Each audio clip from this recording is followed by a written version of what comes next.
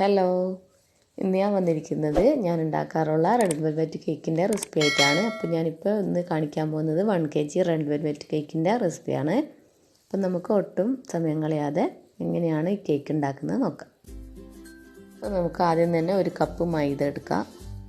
അതിലോട്ട് 1 teaspoon baking powder, 1/4 teaspoon baking soda, പിന്നെ 1 table spoon cocoa powder. അപ്പോൾ 1 table spoon എടുക്കാവും, കൂടുതലാവാൻ പാടില്ല. അപ്പം നമുക്ക് ആ റെഡ് വെൽവെറ്റിൻ്റെ കറക്റ്റ് കളർ കിട്ടില്ല. പിന്നെ 1/4 ടീസ്പൂൺ ഉപ്പും കൂടെ ചേർത്ത് ഇതൊന്ന് നന്നായിട്ട് അരിച്ചെടുക്കാം. അപ്പോൾ ഇത് 2-3 തവണയായിട്ട് അരിച്ചെടുക്കാൻ വേണ്ടി ശ്രദ്ധിക്കുക. ആദ്യമായിട്ട് കേക്കൊക്കെ ഉണ്ടാക്കുന്നവരാണെങ്കിൽ എന്തായാലും ഇതേപോലെ 3 തവണയായിട്ട് അരിച്ചെടുക്കാം. അതിന് ശേഷം നന്നായിട്ട് മിക്സ് ചെയ്ത് ഇതൊന്ന് മാറ്റി വെക്കാം. ഇനി നമുക്ക് ബട്ടർ മിൽക്ക് വേണം. അപ്പോൾ അതിന് വേണ്ടി 1/4 കപ്പ് പാലിലോട്ട് 1 ടീസ്പൂൺ വിനാഗിരി ഒഴിച്ച് വെച്ചിട്ടുണ്ട്. ഇനി ഇത് പെട്ടെന്ന് തന്നെ പിരിഞ്ഞ് കിട്ടും. അപ്പോൾ ഇതാ നമ്മൾ പാലിവിടെ ബട്ടർ മിൽക്ക് ആയിക്കൊണ്ട് അതിലോട്ട് 1/4 കപ്പ് സൺഫ്ലവർ ഓയിൽ ഒഴിച്ച് കൊടുക്കുക. അപ്പോൾ സൺഫ്ലവർ ഓയിലിന് പകരം മെൽറ്റ് ചെയ്തിട്ടുള്ള ബട്ടറും ഒഴിച്ച് കൊടുക്കുക. പിന്നെ ഇതിലോട്ട് ജെൽ ഫുഡ് കളറാണ് ചേർത്ത് കൊടുക്കുന്നത്. അപ്പോൾ റെഡ് കളറാണ് ഞാനിതിലോട്ട് ചേർത്ത് കൊടുക്കുന്നത്. അപ്പോൾ നമുക്ക് ആവശ്യത്തിനനുസരിച്ചുള്ള കളറ് എത്ര വേണമെന്ന് വെച്ചാൽ അത്രയും ചേർത്ത് കൊടുക്കുക. അപ്പോൾ അധികം ആയിപ്പോണ്ട, കളറൊന്നും അത്ര നല്ലതൊന്നുമല്ല, എന്നാലും നമ്മൾ റെഡ് വെൽവെറ്റിന് നല്ലൊരു കളർ വേണമല്ലോ. പിന്നെ വേണ്ടത് 4 മുട്ടയാണ്. അതിലോട്ട് 1.5 ടീസ്പൂൺ വാനില എസൻസും കൂടെ ചേർത്ത് കൊടുത്ത് ഇതൊന്ന് ബീറ്റ് ചെയ്തെടുക്കണം. പിന്നെ ഇതിലോട്ട് മധുരത്തിന് ആവശ്യമായിട്ടുള്ള പഞ്ചസാര ചേർത്ത് കൊടുക്കുക. അപ്പോൾ ഞാനിവിടെ പൊടിക്കാത്ത 1/2 കപ്പ് പഞ്ചസാരയാണ് എടുത്തിട്ടുള്ളത് കേട്ടോ. അപ്പോൾ വലിയ തരിയൊക്കെ ആണെങ്കിൽ എന്തായാലും പൊടിച്ചെടുക്കുക, അതിന് ശേഷം ചേർത്ത് കൊടുക്കുക. അപ്പോൾ ഇടയ്ക്കിടയ്ക്കായിട്ട് ചേർത്ത് കൊടുത്ത് നന്നായി ബീറ്റ് ചെയ്തെടുത്താണിത്. അപ്പോൾ നല്ലൊരു ക്രീം പരുവത്തിലായിട്ടുണ്ട് നമ്മൾ മുട്ട. ഇനി ഇതിലോട്ട് നമ്മൾ അരിച്ചു മാറ്റി വെച്ചിരിക്കുന്ന ഡ്രൈ ഇൻഗ്രീഡിയൻസ് കുറേശ്ശെയായിട്ട് ഫോൾഡ് ചെയ്തെടുക്കുക. അപ്പോൾ ഈ ഫോൾഡ് ചെയ്തെടുക്കുന്ന കൂട്ടത്തിൽ തന്നെ നമുക്ക് ഇതിലോട്ട് നമ്മൾ നേരത്തെ മാറ്റി വെച്ചിരിക്കുന്ന കളർ ആഡ് ചെയ്തിട്ടുള്ള ബട്ടർ മിൽക്കും കൂടെ ചേർത്ത് കൊടുക്കുക. അങ്ങനെ ഇത് രണ്ടും ഇങ്ങനെ ഇടവിട്ട് ഫോൾഡ് ചെയ്ത് ഇതേപോലെ ഒന്ന് ചെയ്തെടുക്കണം. അപ്പോൾ എല്ലാ ഡ്രൈ ഇൻഗ്രീഡിയൻസും ഇതിലോട്ട് മുഴുവനായിട്ട് ഇട്ടതിന് ശേഷം നമ്മൾ കളറും കളർ ചേർത്തുള്ള ബട്ടർ മിൽക്കും ഫുള്ളായിട്ട് ഒഴിക്കുക ഇതിലോട്ട്. അങ്ങനെ ഇടവിട്ട് മുഴുവനായിട്ട് എല്ലാം തന്നെ ചേർത്ത് കഴിഞ്ഞിട്ടുണ്ട്. അതേപോലെ ഈ ഒരു സമയത്ത് നിങ്ങൾക്ക് കളറൊക്കെ പോരാൻ തോന്നുകയാണെങ്കിൽ വീണ്ടും ആഡ് ചെയ്യുക. അപ്പോൾ ഇതാ ഞാനൊരു 8 ഇഞ്ചിൻ്റെ ടിന്നെടുത്തിട്ടുണ്ട്. അത് ബട്ടർ പേപ്പറൊക്കെ വെച്ചിട്ടുണ്ട്. അതിലോട്ടാണ് ഞാൻ ഈ ഒരു കേക്കിൻ്റെ ബാറ്റർ ഒഴിച്ച് കൊടുക്കുന്നത്. മുഴുവനായിട്ട് ഒഴിച്ച് കൊടുത്തതിന് ശേഷം ഇതേപോലെ 5-6 തവണ ഒന്ന് ടാപ്പ് ചെയ്തെടുക്കുക. അപ്പോൾ ഞാനിപ്പോൾ ഓവനിലാണ് വെക്കുന്നത്. 10 മിനിറ്റ് പ്രീ ഹീറ്റ് ചെയ്ത് വെച്ച ഓവനാണിത്, അതിലോട്ടാണ് വെച്ചിട്ടുള്ളത്. അപ്പോൾ 25 മിനിറ്റ് 180 ഡിഗ്രിയിലാണ് ഞാനിപ്പം വെച്ചിട്ടുള്ളത്.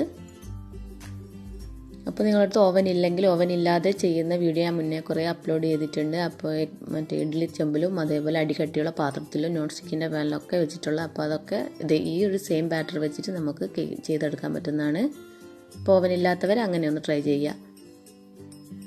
പിന്നെ ഞാൻ ഇതിലോട്ട് വിപ്പിംഗ് ക്രീമാണ് എടുത്തിട്ടുള്ളത്. 1.5 കപ്പ് വിപ്പിംഗ് ക്രീം. ഇത് നന്നായിട്ടൊന്ന് ബീറ്റ് ചെയ്തെടുത്തിട്ടുണ്ട്. ഞാനിപ്പോൾ ചേർത്തിട്ടുള്ളത് വിപ്പിംഗ് ക്രീം വിവോയുടെ ക്രീമാണ്. അപ്പോൾ ഇതും നല്ലൊരു സ്റ്റിഫായി കിട്ടുന്ന ക്രീം തന്നെയാണ്. ഇതിൽ നിന്ന് കുറച്ചൊരു പോർഷന് വേറൊരു പാത്രത്തിലോട്ട് ഇട്ട് കൊടുത്ത് അതിലോട്ട് 2 ടേബിൾ സ്പൂൺ ക്രീം ചീസും കൂടെ ആഡ് ചെയ്ത് കൊടുക്കുന്നുണ്ട്. അപ്പോൾ ഈ ഒരു ക്രീം ചീസിൻ്റെ വീഡിയോ ഞാൻ മുന്നേ അപ്ലോഡ് ചെയ്തിട്ടുണ്ട്. അപ്പോൾ ഇത് നമ്മൾ പുറത്തുനിന്നൊക്കെ വാങ്ങുകയാണെങ്കിൽ നല്ലൊരു ക്യാഷ് കൊടുക്കേണ്ടി വരും. അപ്പോൾ ഇത് വീട്ടിൽ തന്നെ എളുപ്പത്തിൽ ഉണ്ടാക്കിയെടുക്കാൻ പറ്റുന്ന ഒരു ചീസാണ്. അപ്പോൾ ഇത് കാണാത്തവരുണ്ടെങ്കിൽ ഞാനതിൻ്റെ വീഡിയോ ഡിസ്ക്രിപ്ഷനിൽ ഇടാം കേട്ടോ. ഇനി ഈ ഒരു വിപ്പിംഗ് ക്രീമും ചീസും കൂടെ നന്നായിട്ട് ഇതേപോലെ ഒന്ന് മിക്സ് ചെയ്തെടുക്കാം. അപ്പോൾ ഇത് നന്നായിട്ട് മിക്സ് ആയിട്ടുണ്ട്. ഇത് നമുക്ക് കേക്കിൻ്റെ ഉള്ളിൽ ഫില്ല് ചെയ്യാനുള്ള ക്രീമാണ്. ഇത് നമുക്ക് കേക്ക് ടിന്നിൽ നിന്ന് മാറ്റിയെടുക്കാം. എന്നിട്ട് ബട്ടർ പേപ്പറൊക്കെ ഇതേപോലെ ഒന്ന് റിമൂവ് ചെയ്തെടുക്കാം. അപ്പോൾ നല്ല സോഫ്റ്റ് ആയിട്ടുള്ള കേക്ക് തന്നെയാണ് കേട്ടോ. അപ്പോൾ എന്തായാലും നിങ്ങളൊന്ന് ട്രൈ ചെയ്ത് നോക്കണം, നല്ല സോഫ്റ്റാണ്.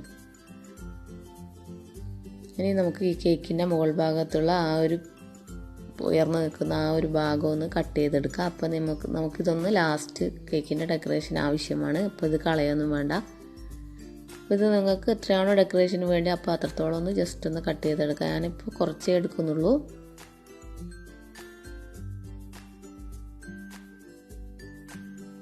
അപ്പോൾ ഈ ഒരു പീസ് നമുക്ക് ഫ്രൈ പാനിലിട്ട് ജസ്റ്റ് ഒന്ന് ചൂടാക്കിയെടുക്കാം. എന്നിട്ട് അതിന് ശേഷം മിക്സിയിലിട്ടൊന്ന് പൊടിച്ചെടുക്കണം.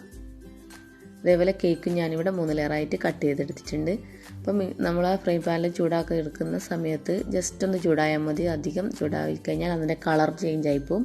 അപ്പോൾ എനിക്ക് ആ അബദ്ധം സംഭവിച്ചിട്ടുണ്ട് ഈ കേക്കിൽ. അപ്പോൾ അതുകൊണ്ടാണ് പറഞ്ഞു തന്നത്. ജസ്റ്റ് ഒന്ന് ചൂടാക്കി എടുത്താൽ മതി.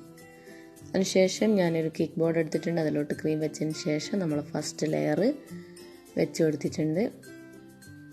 നമുക്ക് ഷുഗർ സിറപ്പ് വെച്ച് നന്നായിട്ടൊന്ന് വെറ്റ് ചെയ്തെടുക്കാം. അപ്പോൾ ഈ ഒരു ഷുഗർ സിറപ്പ് 1/2 കപ്പ് പഞ്ചസാരയിലോട്ട് 1 കപ്പ് വെള്ളം ഒഴിച്ചൊന്ന് മെൽറ്റ് ചെയ്തെടുത്ത് നന്നായിട്ട് തണുത്തതാണ്. അതിനുശേഷമാണ് നമ്മൾ കേക്കിലോട്ട് അപ്ലൈ ചെയ്യാവൂ. അതിനുശേഷം നമ്മൾ ക്രീം ചീസിൻ്റെ ആ ഒരു മിക്സ് ഉള്ള വിപ്പിംഗ് ക്രീം ഇതിൻ്റെ മുകളിലോട്ടായിട്ട് സ്പ്രെഡ് ചെയ്ത് കൊടുക്കാം. അപ്പോൾ ഈ ഒരു ക്രീമൊക്കെ നിങ്ങളുടെ ഇഷ്ടത്തിനനുസരിച്ച് വെച്ച് കൊടുക്കുക. പിന്നെ ഇതിൻ്റെ മുകളിലോട്ടായിട്ട് നമുക്ക് കണ്ടൻസ്ഡ് മിൽക്കോ അല്ലെങ്കിൽ വൈറ്റ് ചോക്ലേറ്റ് മെൽറ്റ് ചെയ്തതോ ചേർത്ത് കൊടുക്കാം. അപ്പോൾ അതൊക്കെ നിങ്ങളുടെ ഇഷ്ടത്തിനനുസരിച്ച് നിങ്ങൾക്ക് മാറ്റാം. കണ്ടൻസ്ഡ് മിൽക്ക് ഉണ്ടെങ്കിൽ അതാണ് ഒന്നും കൂടെ ടേസ്റ്റ്. പിന്നെയും രണ്ടാമത്തെ ലെയർ ഞാൻ വെച്ച് കൊടുത്തിട്ടുണ്ട്. അതും ഇതേപോലെ തന്നെ വെറ്റ് ചെയ്തതിന് ശേഷം ക്രീം വെച്ച് ഒന്ന് ലെവൽ ചെയ്തെടുക്കാം. വീണ്ടും മറ്റേ കണ്ടൻസ്ഡ് മിൽക്ക് ചേർത്ത് കൊടുക്കാം.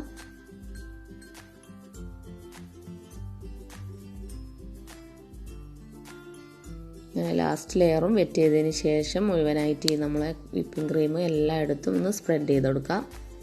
കേക്കിൻ്റെ എല്ലാ ഭാഗത്തും എത്തുന്ന രീതിയിൽ ഫുള്ളായിട്ട് വേണം കവർ ചെയ്യാൻ വേണ്ടിയിട്ട്. അതിന് ശേഷം ഞാൻ ഇതേപോലത്തെ ഒരു കാർഡ് എടുത്തിട്ടാണ് ഇതൊന്ന് ഷേപ്പ് ചെയ്തെടുക്കുന്നത്.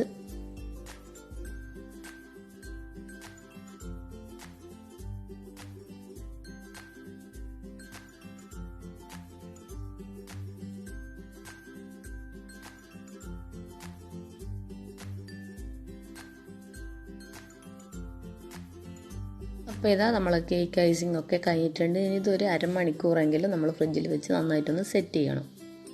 അതിനുശേഷം നമ്മൾ ആ മിക്സിയിൽ ഒന്ന് പൊടിച്ചെടുത്തിട്ടുള്ള ആ ഒരു കേക്കിൻ്റെ ഒരു ബാറ്റർ അരിപ്പയിലൂടെ ഇതേപോലെ ഒന്ന് അരിച്ചിട്ട് അതിൻ്റെ മുകളിലോട്ടായിട്ട് നിങ്ങൾക്ക് ഇഷ്ടമുള്ള രീതിയിൽ ഡെക്കറേറ്റ് ചെയ്തെടുക്കാം. അപ്പോൾ ഞാൻ ഈ ഒരു രീതിയിലാണ് ചെയ്യുന്നത്.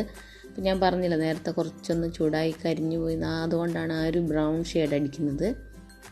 അപ്പോൾ ഞാനിത് അരിപ്പയിലൂടെ ഇതിൻ്റെ കേക്കിൻ്റെ എല്ലാ ഭാഗത്തും ഈ ഒരു പൊടി ഒന്ന് സ്പ്രെഡ് ചെയ്ത് കൊടുക്കുന്നുണ്ട്.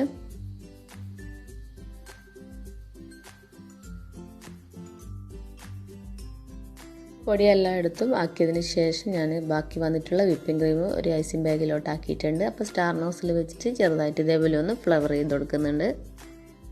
പിന്നെ ഇതിൻ്റെ മുകളിലൊരു ബർത്ത്ഡേ സ്റ്റിക്കും പിന്നെ ഒരു നമ്മൾ കസ്റ്റമറിൻ്റെ പേരും കൂടെ എഴുതി വെച്ചിട്ടുണ്ട്.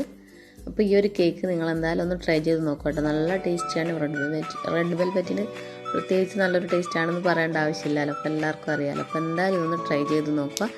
എൻ്റെ ഇഷ്ടമായിട്ടുണ്ടെങ്കിൽ ലൈക്ക് ചെയ്യുക, അതേപോലെ കമൻറ്റ് ചെയ്യുക. സബ്സ്ക്രൈബ് ചെയ്യാതെ ആരെങ്കിലും കാണുന്നുണ്ടെങ്കിൽ എൻ്റെ ഈ ചാനൽ കാണുന്നുണ്ടെങ്കിൽ സബ്സ്ക്രൈബ് ചെയ്യാം കേട്ടോ.